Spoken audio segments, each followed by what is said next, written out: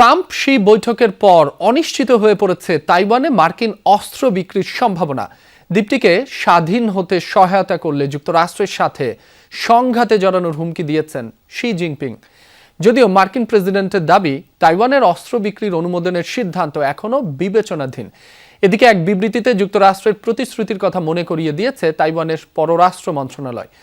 এমন পরিস্থিতিতে তাইওয়ান ভিত্তিক বিশ্লেষকরা বলছেন, চীন হুমকি দিলেও অবস্থান পরিবর্তনের সুযোগ নেই যুক্তরাষ্ট্রের।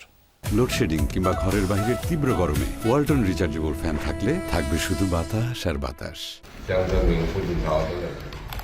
বাণিজ্য অংশীদারিত্ব বৃদ্ধি আর ইরান যুদ্ধ ছাড়াও ট্রাম্প শি বৈঠকের অন্যতম গুরুত্বপূর্ণ প্রসঙ্গ ছিল তাইওয়ান। বেইজিং এ বৈঠকে তাইওয়ান ইস্যুতে যুক্তরাষ্ট্রকে চাপ দেওয়ার বিষয়টি অনেকটা অনুমেয়ই ছিল। বৈঠক শেষে এর সত্যতাও মেলে। ফিরতি পথে এয়ারফোর্স ওয়ানে মার্কিন প্রেসিডেন্ট সাংবাদিকদের জানান, তাইওয়ান প্রসঙ্গে ছাড় দিতে রাজি নন চীনা প্রেসিডেন্ট শি জিনপিং।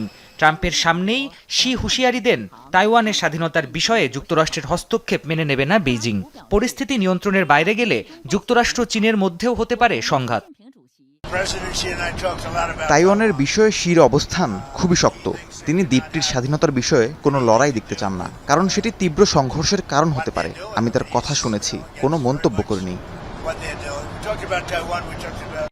এদিকে বৈঠকের পর স্বায়ত্তশাসিত দ্বীপ তাইওয়ানকে $14 বিলিয়ন অস্ত্র প্যাকেজ অনুমোদনে মার্কিন প্রেসিডেন্ট স্বাক্ষর করবেন কিনা তা নিয়ে তৈরি হয়েছে অনিশ্চয়তা।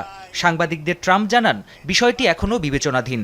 যদিও তাইওয়ানের পররাষ্ট্র মন্ত্রণালয় বিবৃতিতে জানায়, আইনগতভাবেই অস্ত্র বিক্রি করতে প্রতিশ্রুতিবদ্ধ ওয়াশিংটন।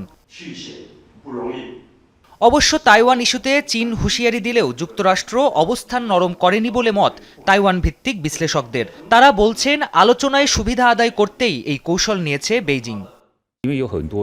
আমার মতে তাইওয়ান ইস্যুতে যুক্তরাষ্ট্র তাদের অবস্থান থেকে কোনো ছাড় দেয়নি। চীনা প্রেসিডেন্ট শি তার মন্তব্যের মাধ্যমে বলতে চেয়েছেন, তার দেশের সাথে সহযোগিতামূলক সম্পর্ক রাখতে হলে তাইওয়ানের স্বাধীনতা ইস্যুতে সমর্থন দিতে পারে না যুক্তরাষ্ট্র। এখন অবধি এর সম্ভাবনা দেখা যায়নি।